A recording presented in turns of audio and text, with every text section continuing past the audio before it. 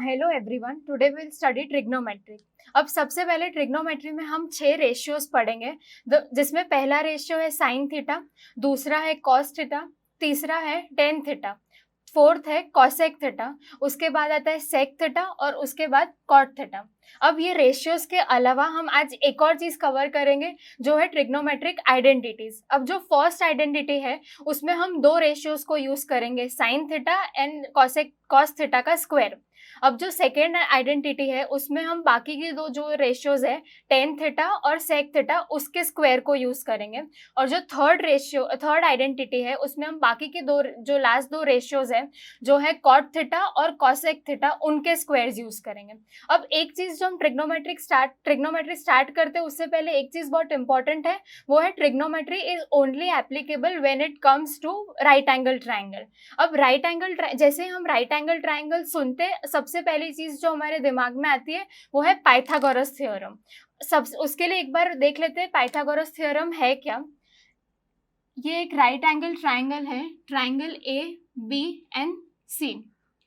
This is the right angle और यहाँ पे मैं अज्यूम कर रही हूँ कि यहाँ पे हमारा एक एंगल है, ठीक है। ये जो एंगल के सामने वाली जो साइड होती है वो होती है हमारी परपेंडिकुलर साइड, एंगल के जो नीचे वाली साइड होती है वो होता है हमारा बेस, और जो राइट एंगल ट्राइंगल में सबसे जो लॉन्गेस्ट साइड होती है वो होता है हमारा हाइपोटेन्यूस।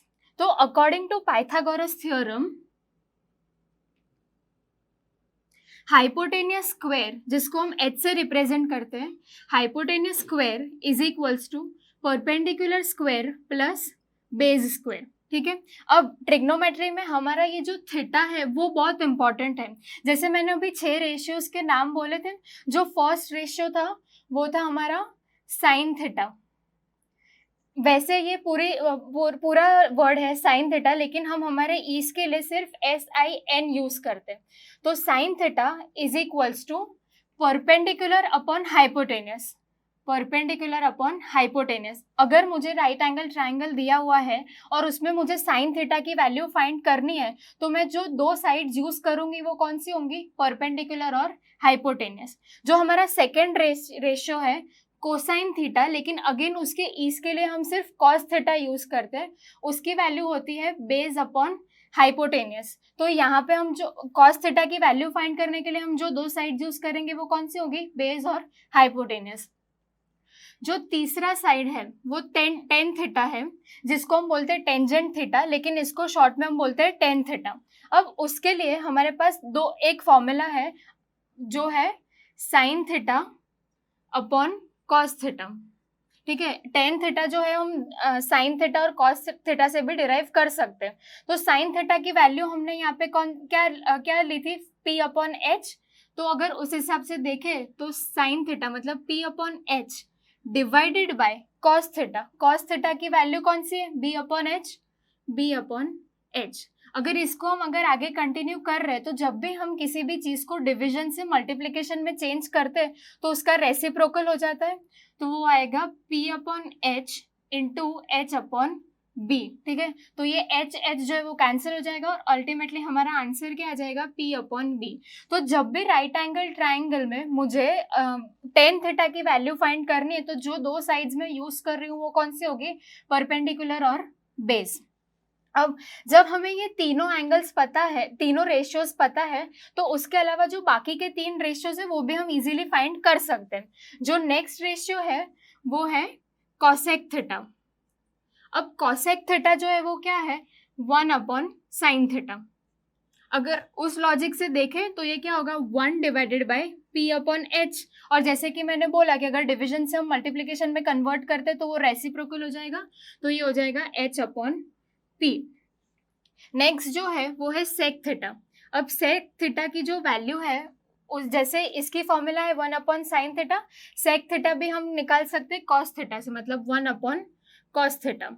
और वो अगर मैं यहाँ पे उस लॉजिक से देखूं तो ये हो जाएगा 1 अपॉन B अपॉन एच, और अगर मैं इसको रेसिप्रोकल करती हूँ तो हमारा आंसर आ जाएगा H अपॉन B। तो अगर मुझे सेक थीटा फाइंड करना है तो मैं हाइपोटेनस और बेस को यूज करके सेक थीटा फाइंड कर सकती हूँ। अब जो हमारा लास्ट रेशियो है कॉट थीटा, उसके लिए हमारे पास दो फॉर्मूला है। फर्स्ट जो फॉर्मूला है वो कौन सी है, cos theta upon sine theta, और उसके अलावा जो एक और फॉर्मूला है वो है 1/tan थीटा। ठीक है, अब 1/tan थीटा है, tan थीटा हमने क्या निकाला था, sine theta upon cos theta, तो अगर मैं उसका रेसिप्रोकल करूंगी तो ये मुझे sine theta upon cos theta मिलेगा। तो उसी लॉजिक से अगर मैं देखूं तो ये हो जाएगा 1/p/b, तो वो आ जाएगा b/p। ठीक है, तो ये जो सारे रेशियोज है हम इन तीन साइड्स को यूज करके फाइंड करेंगे। अब अज्यूम कर रहे हैं जो ये बेस है हमारा वो है 3, ये जो परपेंडिकुलर है वो है 4, और जो हाइपोटेनस है वो है 5। अब मुझे यहाँ पे अगर इनकी वैल्यूज निकाल, साइन थीटा की वैल्यू क्या होगी, p/h, यहाँ पे मेरी p की वैल्यू है 4 और हाइपोटेनस की वैल्यू है 5, तो ये हो जाएगा 4/5। नेक्स्ट कॉस थीटा मुझे कैसे मिलेगा, बेस अपॉन हाइपोटेनस, तो वो हो जाएगा 3/5। tan थीटा जो है वो मुझे मिलेगा p/b से, तो वो मुझे मिल जाएगा 4/3। जो कॉसेक थीटा है वो है h/p, तो वो हो जाएगा 5/4। सिमिलरली हो जाएगा 5/3 और ये हो जाएगा 3/4। तो ऐसे करके हमारे पास ये सारे 6 रेशियोज की वैल्यू फाइंड कर सकते हैं हम लोग। ओके, अब जो हम देखेंगे जो ट्रिग्नोमेट्रिक के क्वेश्चंस होते हैं उसमें हर बार ये जरूरी नहीं होता कि हमें सिर्फ एक ही एंगल के पर्सपेक्टिव से क्वेश्चन होंगे। कई बार ऐसा भी होता है जो क्वेश्चन होता है वो दो एंगल्स होते हैं। तो लेट्स सपोज ये जो हमारा दूसरा एंगल है वो ये है जिसको हम फाई से रिप्रेजेंट करते हैं। इसको हम रिप्रेजेंट करते थे थीटा से, इसको हम रिप्रेजेंट करेंगे फाई से। तो अब जब हमारा एंगल चेंज हो रहा है तो इस हिसाब से हमारे बेस और परपेंडिकुलर भी चेंज होंगे। सबसे पहले ये इस ट्रायंगल में हमें जब एंगल पाई के लिए बात कर रहे हैं तो उसके सामने वाली साइड जो होगी वो कौन सी बन जाएगी, वो बन जाएगी परपेंडिकुलर। उसके नीचे वाली साइड जो हो जाएगी वो हो जाएगी बेस, और हाइपोटेनस तो सेम रहेगा। तो मैं कहने का मतलब ये है कि जब हमारा एंगल चेंज होता है, जैसे जैसे एंगल चेंज होगा वैसे वैसे मेरे बेस और परपेंडिकुलर की वैल्यू भी चेंज होती जाएगी। इसके ऊपर एक क्वेश्चन करते हैं। क्वेश्चन में ये दिया है 10a इज इक्वल्स टू 3/4। ठीक है, अभी हमने देखा था 10 की जो वैल्यू है वो कैसे फाइंड करते थे, p/b से। ठीक है, तो ये जो मेरी यहाँ से क्या पता चला कि p की जो वैल्यू है वो है 3k और b की जो वैल्यू है वो है 4k। तो अब जब हमारे पास p और b की वैल्यू है तो मैं पाइथागोरस थ्योरम से h की वैल्यू निकाल सकती हूँ। तो ये है मेरा ट्राइंगल, इसमें परपेंडिकुलर की जो वैल्यू है वो है 3k, बेस की जो वैल्यू है वो है 4k और हाइपोटेनस मुझे फाइंड करना है। तो पाइथागोरस थ्योरम से जब मैं देखूंगी तो ये हाइपोटेनस स्क्वायर जो कि ये वाला पार्ट है that will be equals to p² plus b²। तो ये हो जाएगा p की वैल्यू 3k का होल स्क्वायर प्लस 4k का होल स्क्वायर, तो ये हो जाएगा 9k² plus 16k² which is equals to 25k²। अब h² की वैल्यू जो है वो 25k² है, तो मेरी h की वैल्यू क्या आ जाएगी 5k। तो यहाँ से मेरी h की वैल्यू आ जाएगी 5k। ठीक है, अब क्वेश्चन में ये बोला था कि if 10a is equals to 3/4, तो हमें बाकी के रेशियोज फाइंड करने हैं। बाकी के रेशियोज कौन से होंगे, sine theta, cos theta, cosec theta, sec theta और कॉट थीटा। तो साइन थीटा है उसकी वैल्यू क्या है p/h, तो p जो है वो आ गई मेरी 3/k और h की वैल्यू आ गई 5/k, मतलब 3/5। सिमिलरली अगर मैं cos थीटा देखूं तो वो आ जाएगा b/h which will be equals to 4/5। cosec theta है वो आता है h/p, तो h जो है मेरा 5k/3k, तो हो जाएगा 5/3। नेक्स्ट आता है sec थीटा, वो होता है h/d, तो वो आ जाएगा 5k/4k मतलब 5/4। और लास्ट जो है वो है कॉट थीटा, तो वो हमारा आ जाएगा b/p, तो वो आ जाएगा 4k/3k, इसका मतलब हो जाएगा 4/3। अब हम देखते हैं कि हमें ये जो ट्रिग्नोमेट्रिक रेशियोज हमने जो निकाले थे उसको हम अप्लाई कैसे करेंगे। तो सबसे पहले एक जो चीज़ होती है वो ट्रिग्नोमेट्रिक ट्रांसफॉर्मेशन की, अगर हमें एक रेशियो से दूसरे रेशियो में कैसे शिफ्ट होना है, जिसका हमने ऑलरेडी एक बार जब हम फॉर्मूला देख रहे थे तब हमने देख लिया, लेकिन एक बार फिर से देखते हैं। जो साइन थीटा है उसको मैं क्या लिख सकती हूँ, 1/cosec थीटा। ठीक है, नेक्स्ट जो कॉस थीटा है उसको मैं लिख सकती हूँ 1/sec थीटा। नेक्स्ट जो है वो tan थीटा, उसको मैं लिख सकती हूँ 1/cot थीटा। लेकिन जो tan थीटा है उसकी एक और फॉर्मूला मैंने अभी बोली थी जो थी sine theta upon cos theta, ठीक है। अब नेक्स्ट जो हमारा आता है कॉसेक थीटा, जो जैसे साइन थीटा को मैं 1 अपॉन कॉसेक थीटा लिख सकती हूँ, सिमिलरली कॉसेक थीटा को भी मैं 1 अपॉन साइन थीटा लिख सकती हूँ। नेक्स्ट आता है sec theta is equals to 1 upon cos theta, और नेक्स्ट जो लास्ट रेशियो हमारा कॉट थीटा वो हो जाएगा cos theta upon sine theta which is also equals to 1 upon tan theta, ठीक है। तो ये हमने ऑलरेडी फॉर्मूला के टाइम पे देखा था, तो इसको हम बेसिकली ट्रिग्नोमेट्रिक ट्रांसफॉर्मेशन बोलते हैं। अब हम आते हैं आइडेंटिटीज पे। जो फर्स्ट आइडेंटिटी है, जैसे मैंने बोला था पहले इंट्रोडक्शन में कि साइन थीटा और कॉस थीटा के स्क्वायर के बेस पे बनी है, तो जो हमारी फर्स्ट आइडेंटिटी है वो कौन सी है, sine square theta plus cos square theta is equals to 1, ठीक है। तो इसको प्रूव करने के लिए हम एक बार फिर से पाइथागोरस थ्योरम पे जाते हैं, ठीक है। ये हाइपोटेनस, ये परपेंडिकुलर और ये बेस, तो पाइथागोरस थ्योरम क्या होता है, H square is equals to P square plus B square. अब जो साइन थीटा था वो क्या है, पी अपॉन एच, हमने अभी देखा था, तो पी अपॉन एच का होल स्क्वायर। जो कॉस थीटा है वो होता है बी अपॉन एच का होल स्क्वायर। तो इसको अगर मैं जब इसको स्क्वायर को ओपन करूंगी तो ये आ जाएगा P square upon H square, और दूसरा आ जाएगा B square upon H square. अब डिनोमिनेटर सेम है, तो मुझे अगर सिंपली इसको ऐड करना है तो हम कैसे करेंगे, डिनोमिनेटर सेम है तो सिंपली ऐड कर देंगे P square upon B square. अब इसको मैं पाइथागोरस थ्योरम में से मैं देखूँ तो P square plus B square is equals to क्या होता है, एच स्क्वायर। तो मैं P square plus B square के रिस्पेक्ट में एच स्क्वायर लिख सकती हूँ अपॉन एच स्क्वायर, तो ये कट हो जाएगा, तो इज इक्वल्स टू 1। तो ये प्रूव हो गया कि sine square theta plus cos square theta is equals to 1 होता है। तो जो हमारी सेकेंड आइडेंटिटी है वो इन्वॉल्व करते दो रेशियोज, जो होता है टेन थीटा और सेक थीटा। तो जो हमारी सेकेंड आइडेंटिटी है that is equals to tan square theta plus 1 is equals to sec square theta, ठीक है। अब टेन स्क्वायर थीटा की जो फॉर्मूला थी वो कौन सी थी, पी अपॉन बी का होल स्क्वायर प्लस 1, और सेक थीटा था वो कौन सा था, एच अपॉन बी का होल स्क्वायर।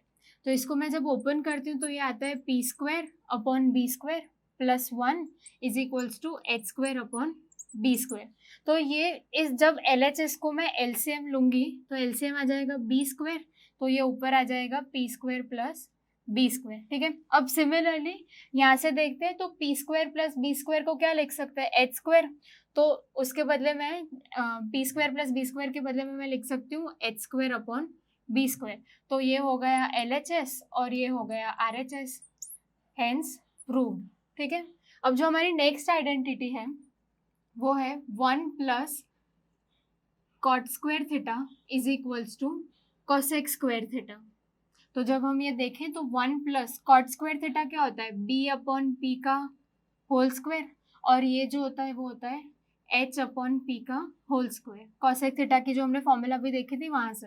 अब यहाँ पे लेफ्ट हैंड साइड पे मैं जब इसको ओपन करूँगी तो ये हो जाएगा 1 plus B square upon P square, और यहाँ पे हो जाएगा H square upon P square.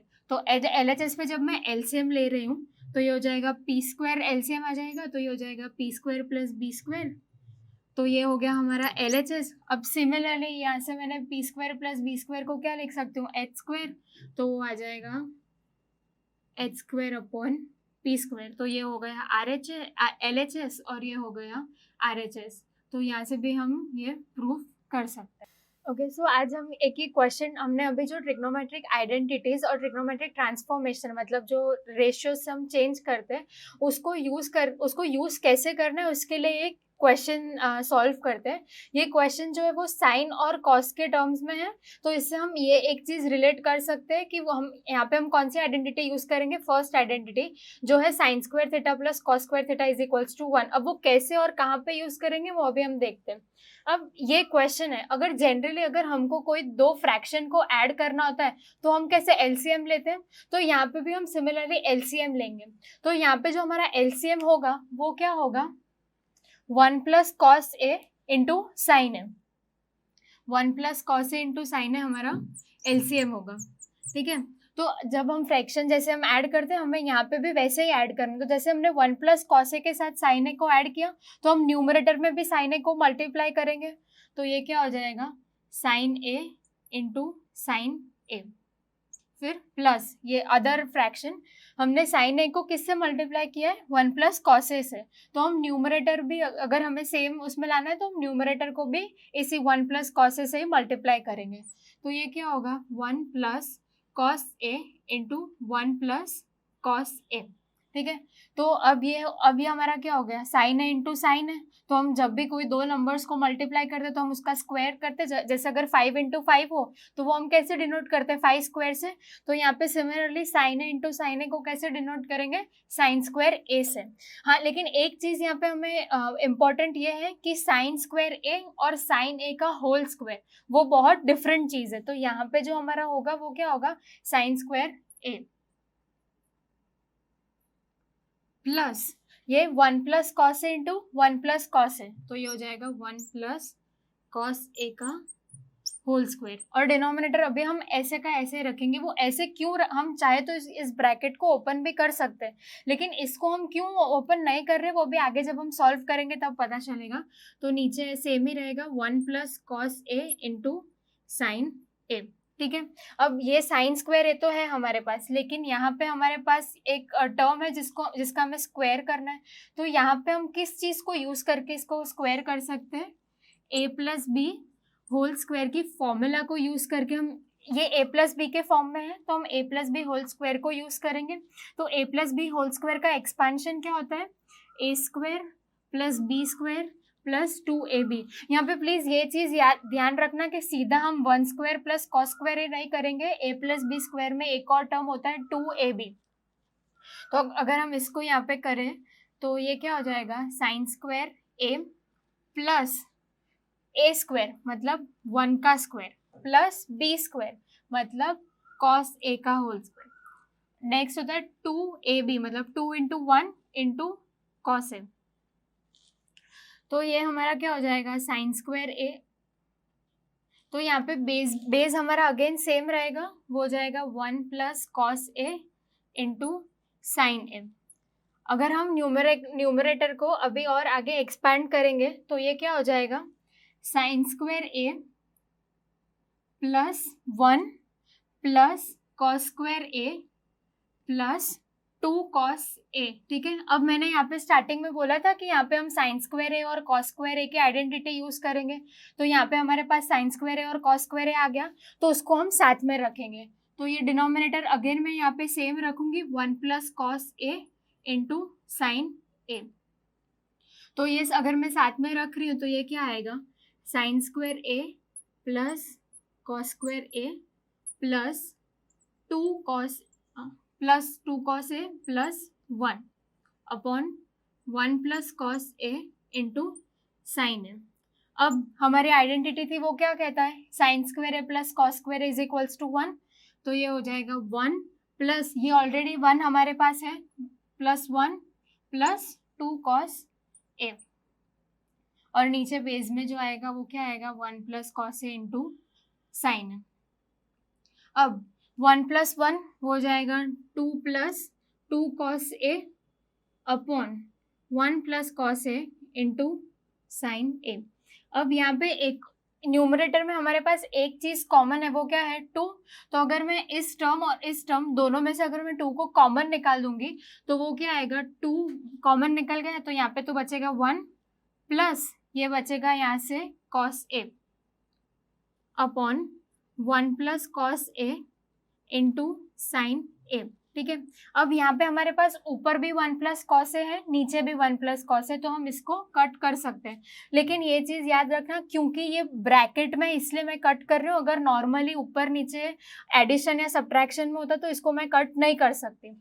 तो ये हमारे पास आंसर क्या आ गया, 2 अपॉन साइन ए। अब 1 अपॉन साइन ए मैंने अभी जब मैं ट्रिग्नोमेट्रिक ट्रांसफॉर्मेशन दिखा रही थी तो 1 अपॉन साइन ए को हम क्या लिख सकते हैं, कॉसेक ए। तो इसको मैं लिख दूंगी 2 कॉसेक ए।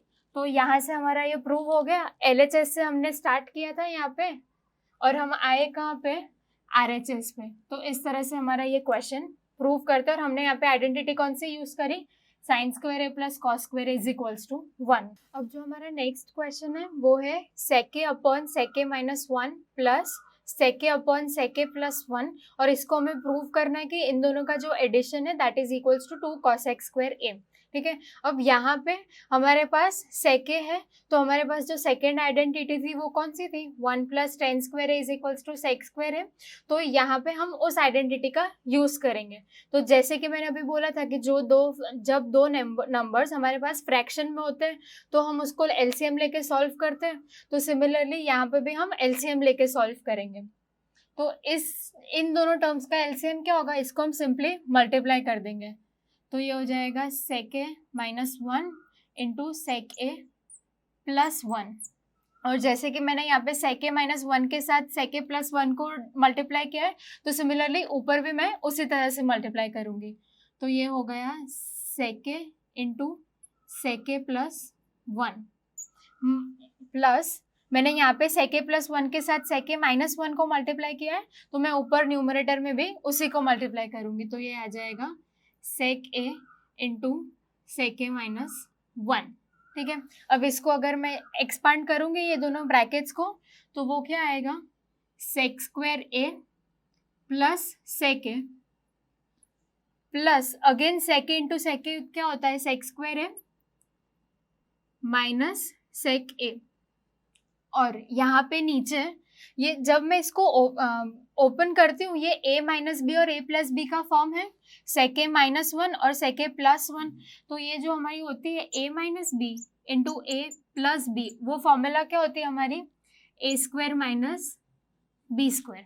ठीक है, तो यहाँ पे सिंपली मैं इसको ऐसा लिख सकती हूँ, sec स्क्वायर a मतलब a स्क्वायर माइनस 1 का स्क्वायर। हमारे एक्सपांशन में हमने पढ़ा है कि ये a square minus B square को मैं एक्सपांड करके कैसे लिख सकती हूँ, a minus B into a plus B. तो यहाँ पे अब नेक्स्ट स्टेप में जब हम जाएंगे तो ये क्या है, sec a और ये है माइनस sec a, तो plus sec a minus sec a 0 हो जाएगा, तो मैं यहाँ पे इसको कैंसिल कर सकती हूँ।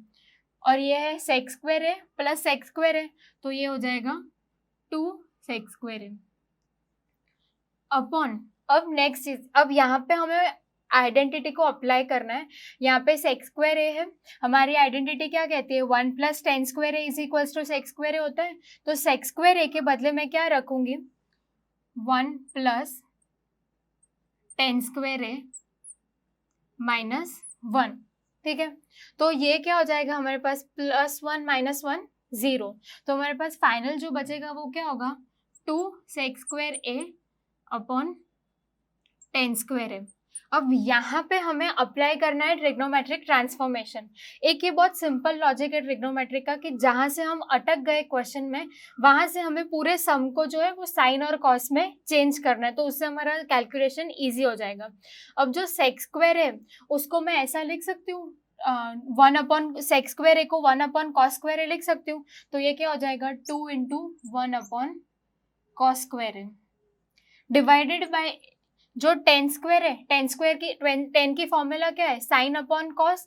तो मैं टेन स्क्वायर ए को sine square upon cos square A लिख सकती हूँ, sine square A upon cos square A. ठीक है, अब मुझे ये डिनोमिनेटर को डिवीजन को मल्टीप्लिकेशन में चेंज करना है, तो यहाँ पे मेरा डिनोमिनेटर और न्यूमरेटर उसको मैं रेसिप्रोकल कर दूंगी। तो वो क्या बन जाएगा, 2 upon cos square A into cos square A upon sine square ए। यहाँ पे मैंने डिनोमिनेटर को न्यूमरेटर की जगह पे लिख दिया और न्यूमरेटर को डिनोमिनेटर की जगह पे लिख दिया। तो यहाँ पे cos square a multi cut हो सकता है। अगेन यहाँ पे क्योंकि मल्टीप्लिकेशन में इसलिए कट हो रहा है, अगर यहाँ पे एडिशन में होता तो मैं ऐसे कॉस स्क्वायर ए नहीं कट कर सकती। तो ये हमारा क्या आ गया, 2 अपॉन साइन स्क्वायर ए।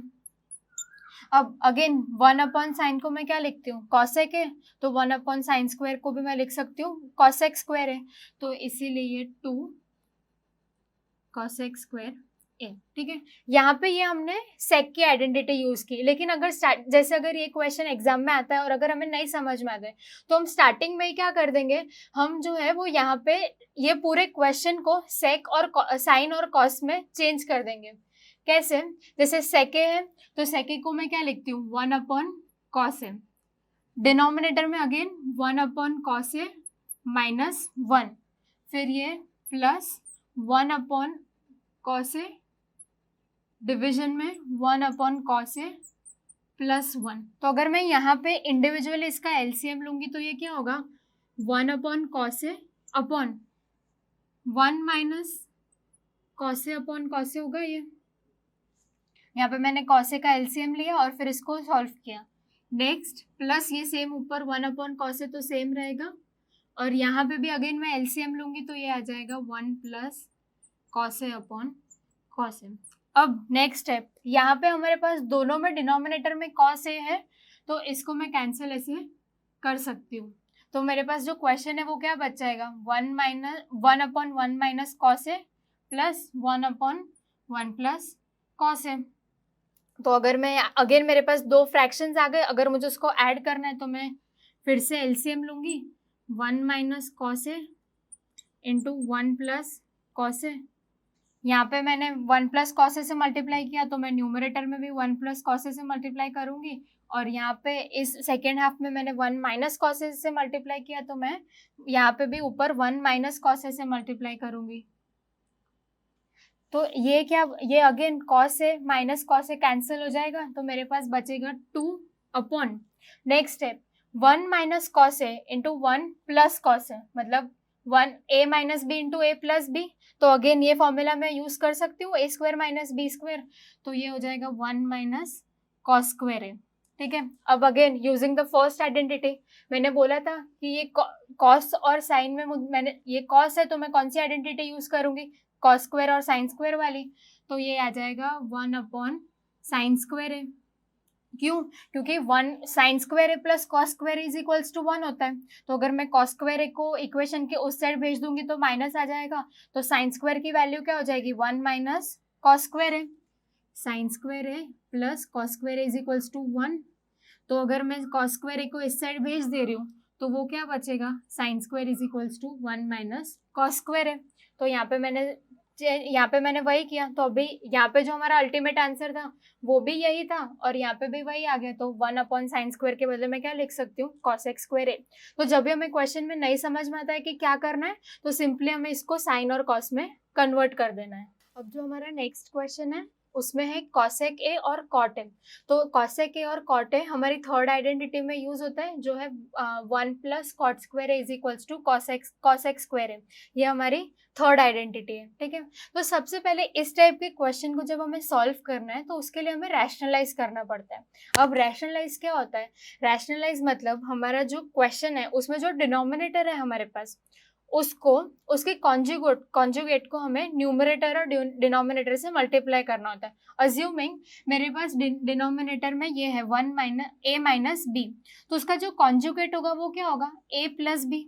जो second half of the number होता है उसकी साइन चेंज हो जाती है। सिमिलरली अगर मेरे पास A + B है तो उसका कॉन्जुगेट क्या होगा, A - B।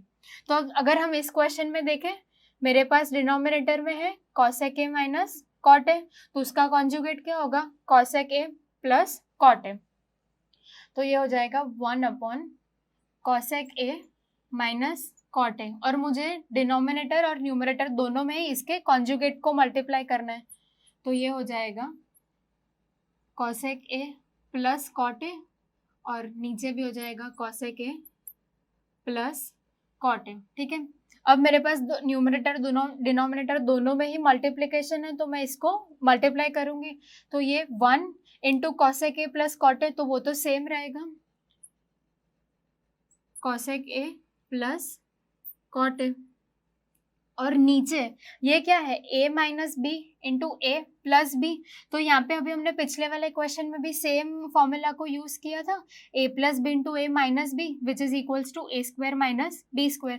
तो यहाँ पे भी A - B into A + B, तो यहाँ पे हम क्या करेंगे, cosec² A - cot² A।